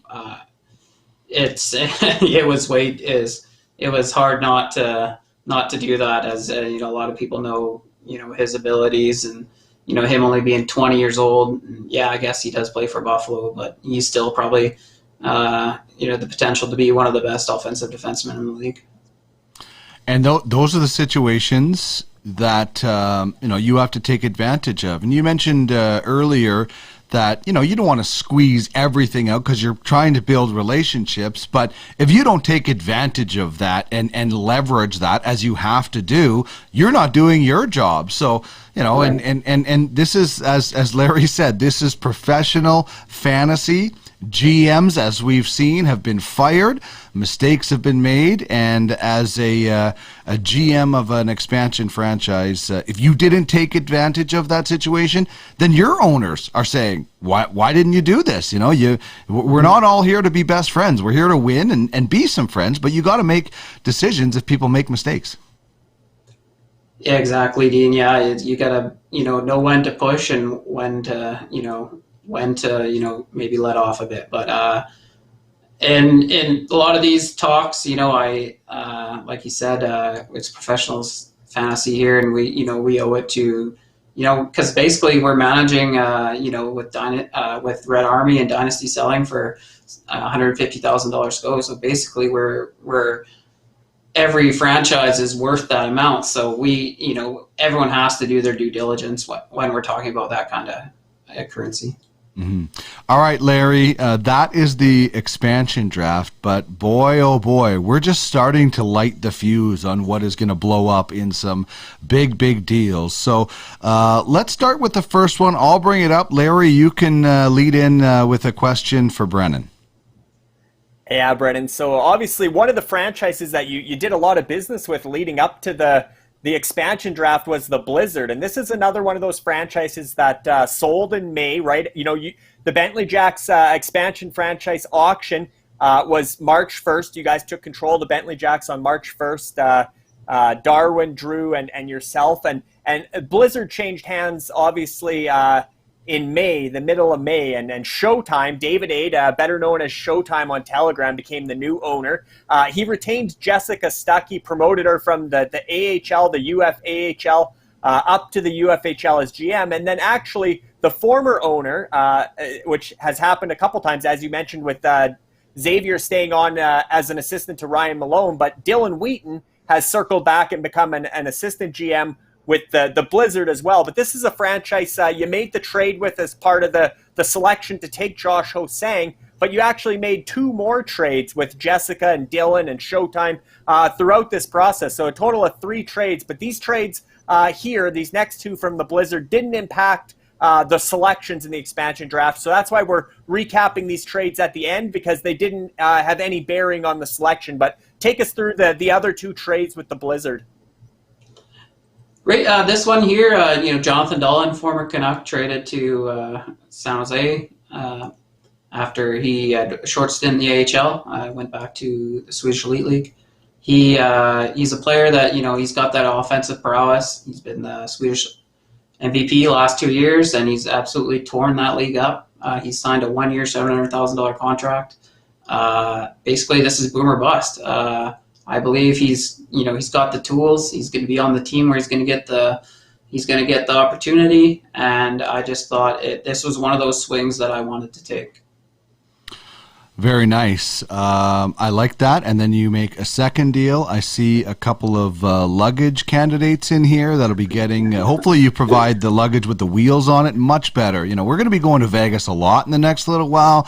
These guys need luggage, wheels on the luggage. So take us through this, the third trade that you ended up making with the Blizzard. So basically we had sent our defenseman Joel Edmondson and forward prospect Michael McLeod. We had sent that to Blizzard for their 2023 first-round pick. The thought behind this was, I'm going to spend a lot of time watching Connor Bedard in Regina for the next couple of years. That's his draft year. Potentially, I just believe with the division that the Blizzard are in and the teams around them, I thought it was a good bet to potentially see them as a lottery team, so I wanted to get another chance at Connor.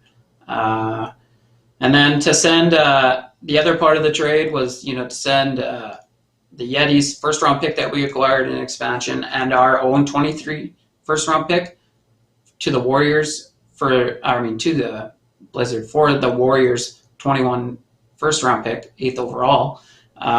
Basically, the thought behind that is we just wanted to get a higher end first for the season, and we believe that the two firsts that we had sent will be, the Yetis is late 20s, and we believe that our first round in 23 will be late 20s as well.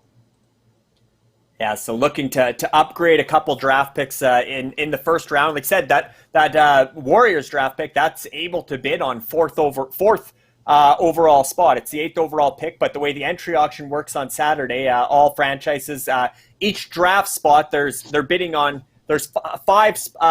placements for each draft spot in the bidding war. So 8 enters the bidding at 4th overall. So potential to get a top 5 pick there. But Brennan, this is a moment we've kind of all been waiting for. We teased it a couple times, but talking about that draft pick, but also the Red Army and the fact that Luc Grenier over towards the end of his ownership, he sold he went out on top, right? He rode off into the sunset, sold the Klein Cup champions Red Army. But as he was making moves behind the scenes throughout the playoffs and immediately after the playoffs, he was accumulating score coin as the primary consideration in trades, which is allowed in the Ultimate Fantasy Hockey League. And the Bentley Jacks obviously saw an opportunity here and to invest in the franchise and make that splash. And why don't you take it away and tell us what you and obviously you needed the blessing of Darwin and Drew to make a deal like this, because there's financial implications, but to land the players you did and the package you did, take it away on how this came together with Red Army.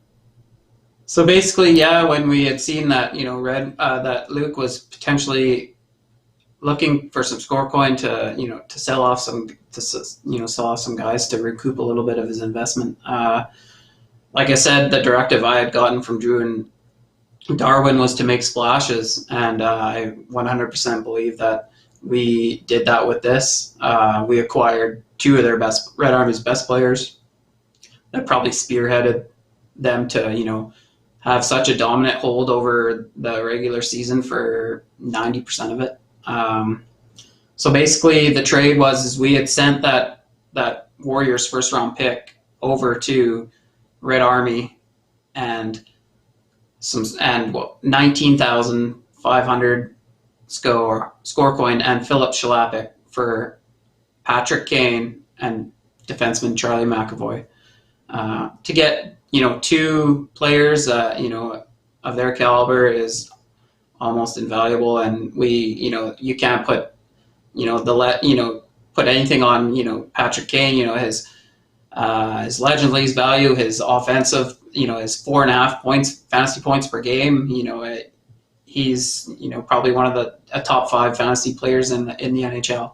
And Charlie McAvoy, he's young yet on a good contract, and he's going to spearhead that Boston defense and power play for years to come. So I believe that these are going to be 2 cornerstones for the Bentley Jacks for the very foreseeable future.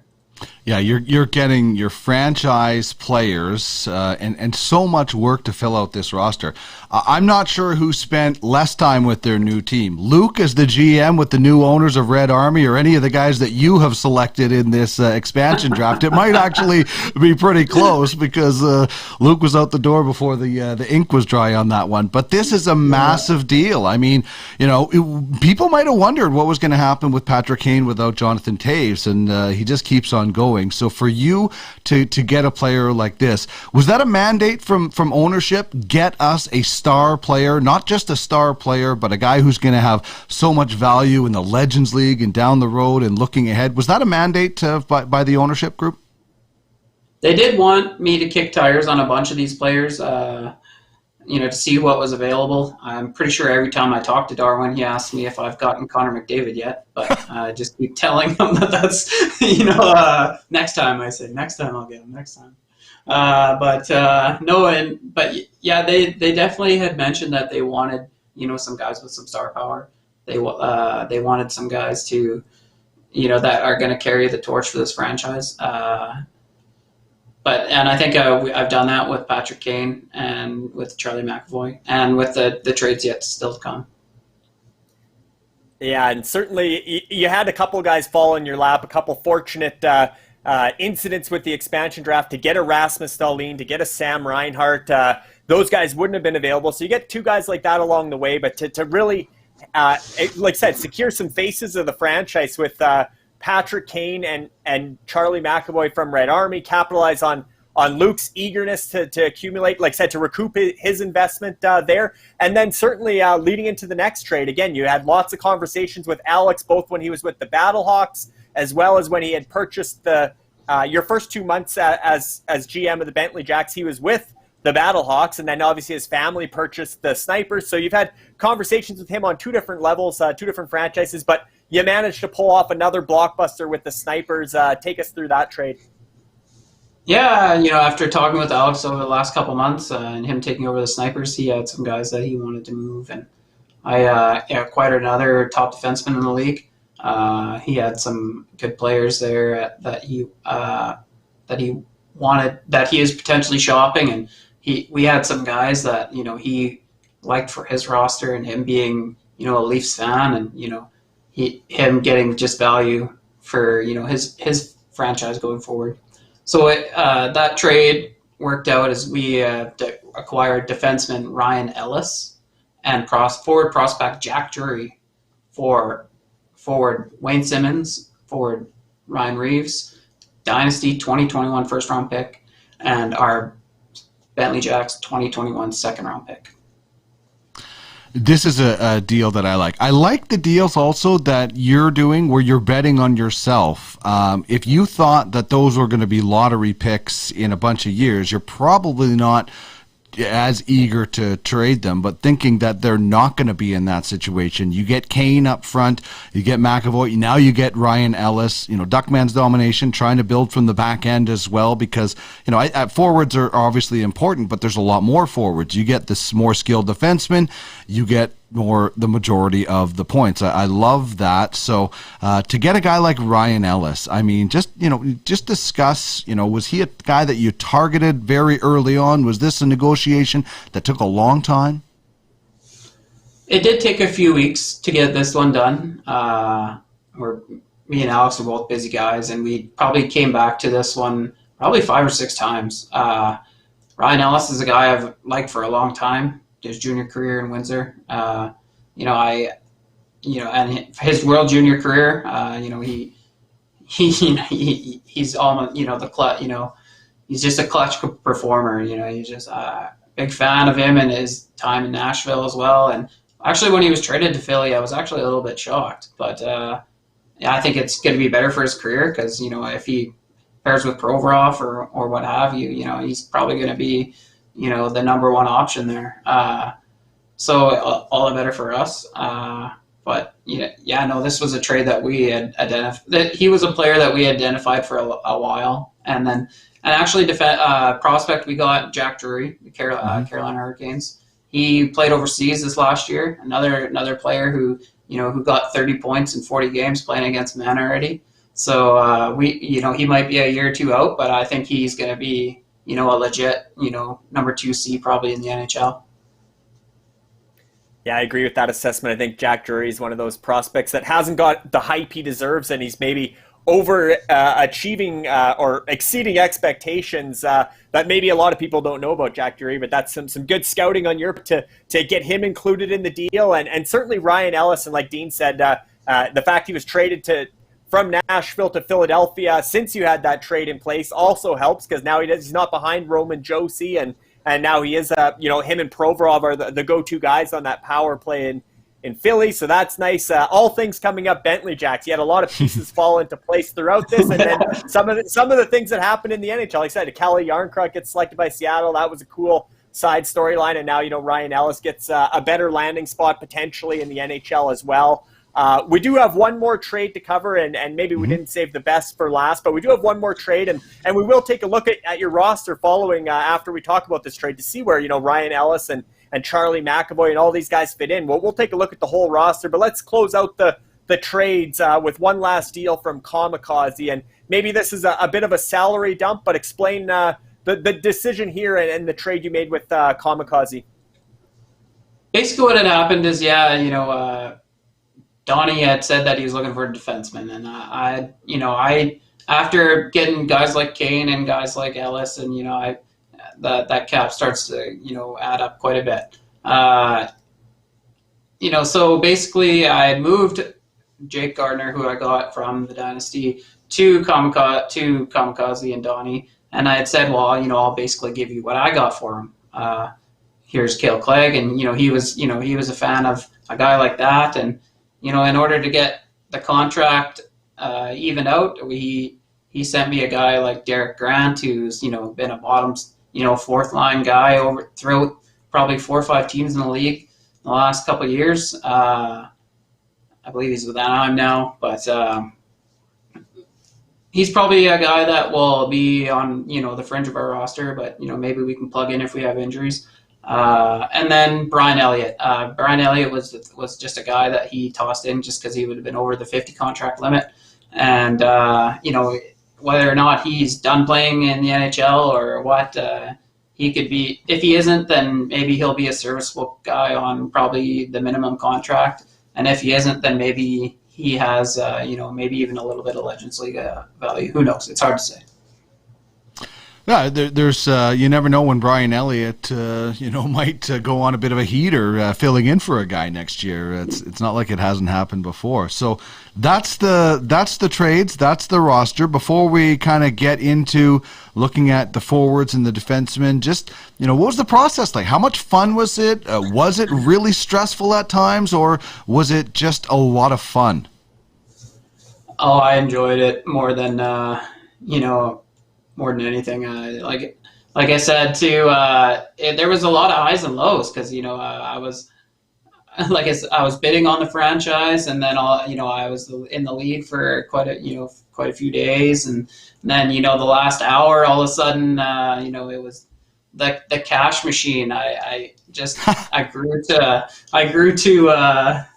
to despise it a little bit because then I had to add another bid, but no, it was good in the end. It all worked out, and I'm quite happy with the way it proved. But talking to all these guys, I've probably talked to every GM in this league, and the relationships that you get with these guys, or even the guys who have come and gone. It's just it's been a great experience, and like you said, some guys are a lot easier to talk to than others, but that's just going to be the name of the game, and I'm sure it's that way in pro sports as well. But no, I'm definitely enjoying being part of the UFHL and everything that goes with it.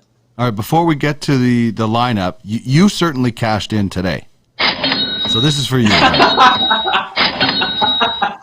That's for cashing in on this process. You did a phenomenal job. I love that you kept everything secret. And now that it's all done, the debate gets to begin. So let's look at the forwards, Larry. And, what are your first thoughts of what Brennan and his team has done? I'm thoroughly impressed with the work Brennan did from start to finish throughout this process. He didn't waste a day. I don't think Brennan took a day off from March 1st until, now we're at July 22nd. I think he worked every day, and it took every day to get these deals done and get this roster taking shape. But I look at this forward group, and we talk maybe about guys like Derek Grant or something that might be a little bit bottom end of the roster, but from your elite face of the franchise, Patrick Kane, to your prospects that are coming, Marek Kuznetsov, guys like Jack Drury. I think Brennan did a bang-up job identifying talent and really leveraging the expansion process. In my opinion, much better than Ron Francis did for the Seattle Kraken. I think, this rivals the work that George McPhee and Callie McCrimmon did with the Vegas Golden Knights in 2017. And I really do see the Bentley Jacks looking at this forward group as a contender in the Howe division right out of the gate. That's a division with some opportunity, and I really like the work Brennan did. And starting here, looking at the forwards, Brennan, obviously there's some that jump out, but what do you like about this forward group and the roster you've been able to assemble coming out of the expansion draft? Obviously, I can't say enough about Patrick Kane, but a lot of the underrated guys I like I've repeated before. I'm a big fan of Oliver Bjorkstrand. I don't think Robbie Fabry gets the the respect he deserves after blowing his knee out twice. But he's a guy that's 25 years old, and he's been a career 2.4 fantasy points per game. He's going to be a guy who plays in our middle six probably, and he's going to produce for us as long as he stays healthy. Aside from the rest of the stars like Logan Couture, who's going to be our first line center, I imagine. There's got Andre Kasha. He's going to find his footing. I just seen Boston is going to qualify him. So, there's obviously some hope there that they believe that they see something in him that he's going to be able to come back and play, at his, at what, they know he can play. Even guys like, I'm excited about, guys like Eric Robinson and Alexander Volkov.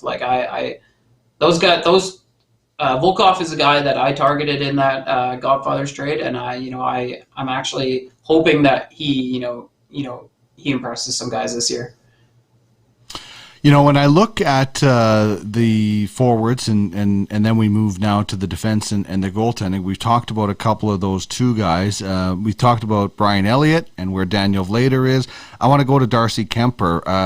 Guy making some pretty good. He has a really attractive deal for a franchise at $4.5 million. There was also rumors of him possibly being traded and maybe becoming a target of the Leafs at some point. But I just wonder, where you're at with your goaltending, your defense. Do you still have some deals that you are thinking of making on the back end and in net? Yeah, actually, there was some other options that, I thought maybe I would have a few excess goalies to maybe flip, but, it didn't turn out that way, which I'm okay with. Darcy Kemper, like you said, good contract, 1 year left. Maybe potentially rumored to the Leafs. I think I even heard the Oil at one point. So, if he goes to those two guys, then those potential contenders, then, obviously his value is probably going to increase double. And then a player like Daniel Vlader, with Rask being out till Christmas, and probably Jeremy Swayman and him maybe platooning until then, unless they were, maybe they go out and get a guy like Holtby, I don't know, to maybe tie them over. I don't know. But I think even if they do, I think his career as a probably 1B is probably not too far-fetched. And then with our defense, Charlie McAvoy, Ryan Ellis, Rasmus Dahlin, there's nothing that I can say about those guys that you guys haven't already heard. But to fill that out, I think we're going to fill it out with probably Braden McNabb and Cody Ceci, Jeremy Lazan, and maybe even Scott Harrington, maybe Scott Pernunovich takes a step and he's NHL ready. If he does, then I'm probably going to have 5 or 6 defense that are going to be on the move. It's hard to say. I do have a little bit of excess of forwards that obviously I'm probably going to be moving. There's probably going to be 3 or 4 of those guys that are going to be moving as well. But basically, we're open for business now. We're going to have to move guys to get roster compliant for this upcoming season, and everybody knows that I'm pretty approachable and always reach out on the Telegram. Larry, with the goaltender in you, how would he like to play behind this blue line? Yeah, I think Brennan nailed it. The young defensemen that are just coming into their prime, McAvoy, Ellis, and Dahlin. And Jeremy Lozon is a guy that took a huge step for Boston. He's underrated. And the name that I'm really glad Brennan threw out is Scott Perunovich. He has that Adam Fox type quality. That's the kind of defenseman he is. He was in the running for a Hobey Baker and would have been a top prospect for the Blues coming into this past season, but blew out his knee and missed the entire season. But providing he comes back from that knee injury, Scott Perunovich is a big-time fantasy sleeper for next season if he's healthy. Especially now Vince Dunn has obviously been selected by Seattle, so he's off the Blues blue line. Carl Gunnarsson retired. I think Scott Perunovich, a spot is there and waiting for him, and he might be, other than Torrey Krug, he plays a lot like Torrey Krug too, so great mentor there. But I think having McAvoy, Ellis, Dahlin, and Scott Perunovich as a future top 4, all under 25 years old, or maybe Ryan Ellis is a bit older than that now, but have that defense core in its prime. And then the Daniel Vlader thing, the Boston, whether you want to call him second, third string goaltender, one thing we got to note there is he's no longer waiver exempt. So, and obviously Brian, I would put him probably ahead of Brian Elliott on the depth chart for the Bentley Jacks right now. But from the Boston perspective, is they can't afford, unless they're going to carry 3 goalies.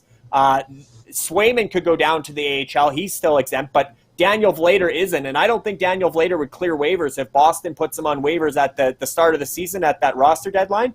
I think there's other teams out there. Detroit just took Alex Nedeljkovic from Carolina today, and part of that was the same thing.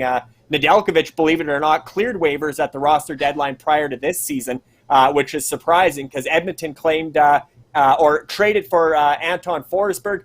They waived Anton Forsberg. Carolina took Anton Forsberg, and in order to take Anton Forsberg, they had to send Alex Nedeljkovic through waivers. And so I look at Nedeljkovic and Vlader, and it's kind of that same boat, and I don't think Boston can sneak Daniel Vlader through waivers prior to this season. A team like San Jose, some of these other teams that could use, I know they grabbed Aiden Hill, but I think they would look at Daniel Vlader as well. So I think Daniel Vlader is going to be a 1B in the NHL next season, and I think he's got a good spot on the Bentley Jacks and likely overtakes Brian Elliott as Darcy Kemper's backup. Well, you would like that, Brennan? Oh, yeah, definitely. Yeah. All right, so when you look at the rest of your kind of prospect system, we talked a little bit before about balancing and trying to get some of those young guys, but you clearly weren't afraid to trade draft picks as well, and not afraid to not have draft picks or your full complement or be able to get some kind of later on. Was that a strategy that was discussed that said, you know what, we don't have to collect a lot of draft picks, let's collect bodies instead? Well, right now, I think with so much uncertainty in this year's draft and it, just being the common consensus on it being a little bit on the lighter side than previous years, and then potentially in 2022 and then 2023. Basically, I thought that if I could get extra bodies this year and move them for future picks, I thought I would be better off. And so basically that was the idea. I know I moved a few future picks, but I believe that I'm going to be able to recoup those in trades in the coming seasons.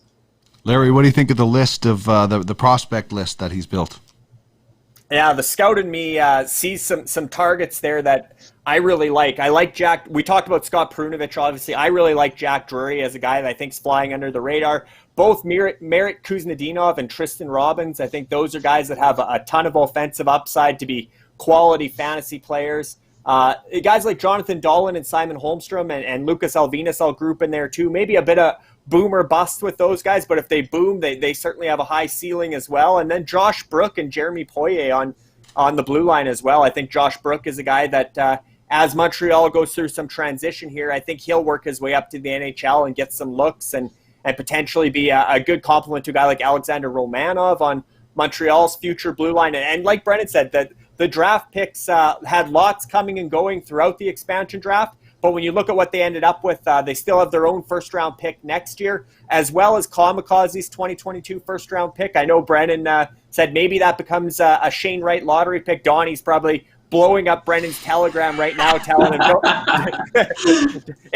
that ain't happening. Kamikaze's on the rise. We're not going to be anywhere near the lottery, but that's going to be the trash talk coming out of today's show that Brennan threw that bomb over at Kamikaze. But certainly, and then also to have the first round pick in 2023 to identify the blizzard there and to hopefully have that shot at Connor Bedard, because guess who owns Connor Bedard in the UFFS ecosystem and in the scouting program? It's Brennan Kopp. Brennan's a GM doubling as a scout and made a big investment of 7,000 score coin in order to land the rights to Connor Bedard. So he's going to watch him develop in Regina under his nose for a couple of years and hope that the Bentley Jacks can find a way into that top 5 bidding war to have a shot at Connor Bedard or the Beauty, which Dean. If they don't get him and the bidding gets out of control, well, Brennan's the one who's getting paid when Connor Bedard sells. So one way or another, the Connor Bedard sweepstakes might be coming through the Bentley Jacks.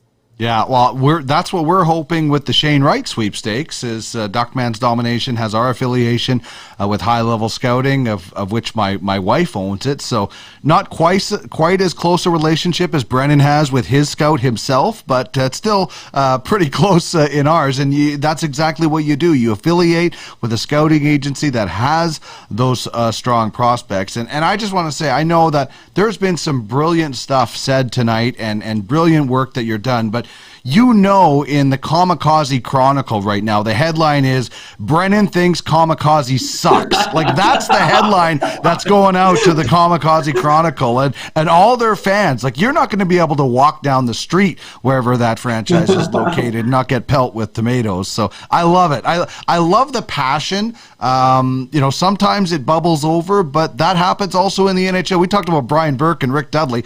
Berkey was telling him, like, throwing F-bombs and hanging up on him.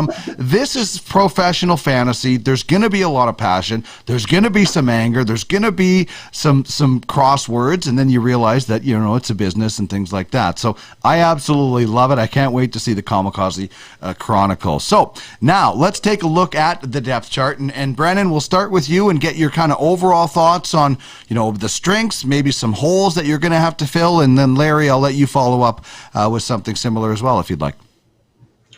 Yeah, basically, I think we're pretty set on the, our top 9. I think it looks pretty good. I think we're going to have a little bit of an excess there that we might move for maybe for a potential number 4 or 5 defenseman. We'll see. We'll see what the market is like, but I think we have probably a really good thick forward group that are that talent is going to flow from our top line to the fourth line. So basically, I think we're going to be all right there. Maybe if there's a goaltender that comes available, we'll take a look at that. But I'm very happy with the way it all turned out, and the depth that we're going to have, and with the numbers that I believe that it's going to take to make the playoffs. We had a number that basically I wanted an average number of what I wanted the players to be at, and I'd say that 90% of our players are going to meet or exceed that number. Yeah, I love the depth here. I think you nailed it, and that was the strength of Vegas, right? That's why Vegas had such a good first season and have continued to be a perennial powerhouse. That first season was all about drafting the depth, and their fourth line was as good as their first line, essentially. There wasn't a big drop-off, and certainly in fantasy where you're mirroring the NHL roster size of 23 players and 20 dressed every night, 12 forwards, 6 2 goaltenders. I think you look at where you are on the depth chart when you get down to those numbers, and you're still, like I said, and not only that, you have the big names as well. You acquired the franchise players, but as you go down that depth chart, they're still batting above their place in the lineup, NHL comparable lineup. So I think, yeah, you did a masterful job there, and And going back, now that we're on the Brian Burke thing, Dean, I when you said Rick Dudley, I thought we were going to have Brendan and Donnie slug it out in a barn with Brian Burke and Brian Burke and Kevin Lowe doing the barn fight exchange. So there's a lot of passion in the NHL, and certainly we don't get to hear all those behind the scenes conversations, but the ones that make it to the public are hilarious. But I think if there's one GM you can pick on in the UFHL, good-hearted, ribbing, I think it is Donnie Talk, and I think Brendan and Donnie have a pretty good report going already. So I'm sure they'll maybe have a laugh over this more than any cussing back and forth or barn fight invitations. Yeah, what was Burke's line, or maybe it was Mac T's about like a fire hose or something like that. That was great, and we see that in Telegram, and it shows up on Fridays in the UFHL Insider, and I can't wait to find the debates and hear the debates. I'm going to guess that your colleagues in the UFHL think you did a lot better job than the NHL version. Certainly, I hope this show was more exciting. We didn't get to throw fish at Larry, but maybe that's something we can do in Vegas or something about that. And we have some really important dates coming up. Speaking of Vegas, the UFBA franchise auction, September 10th to 12th in Vegas. UFLB will be November 5th to 7th, and we also, sorry, I missed one there. We have the American football, the American Fantasy Football Legends League auctions, October 15th to 17th. So we've got some really fun times coming up in Vegas here with UFFS. You saw how cool everything was in Vegas over the weekend, and this weekend for us. Entry auction, 7 o'clock on Saturday Eastern. Futures auction, 4 p.m. Eastern on Sunday. Open market starts at noon Eastern on Monday as well. So, Brennan, I know as soon as you get done here, you still have a whole lot of work to do. But thank you so much to you for joining Larry and I on this program. Thank you to Larry for the amount of work you did, and to everybody that put so much work into this show. I don't want to leave anybody out, so I don't want to mention a lot of people, but a whole bunch of people worked really hard on this show. We hope everybody enjoyed it. I hope it was entertaining, and good luck to you, Brennan. I'll wait for that next trade call from you in the next little while. But thank you to everybody who joined us on this show. Enjoy the rest of your evening, gentlemen. Thanks, Dean. Thanks for having me on. Yeah, thanks for coming on, Brennan. Great showing. And a shout out, too, to the commissioner, Andrea Karanduk of the UFHL, who helped out with a lot of the graphics and kept this process flowing smoothly as far as handling all those incoming trades, right? That makes our heads spin. And like Dean said, we had the synergy down when we, guys coming in, guys going out, and it flowed nicely in the show today. But that was a lot of work by Andrea and Brennan to stay on top of all those trades and make this flow as smoothly as it did today. All right, we will recap a lot of this tomorrow on UFHL Now, and we'll have a special recap show on Monday with everything going on this weekend. We cover this league like it's the best league in the world because it deserves it, and it deserves it because a lot of you great people are involved in it. Thank you to Brendan. Thank you to Larry. Enjoy the rest of your evening, and enjoy the NHL and the UFHL draft this weekend.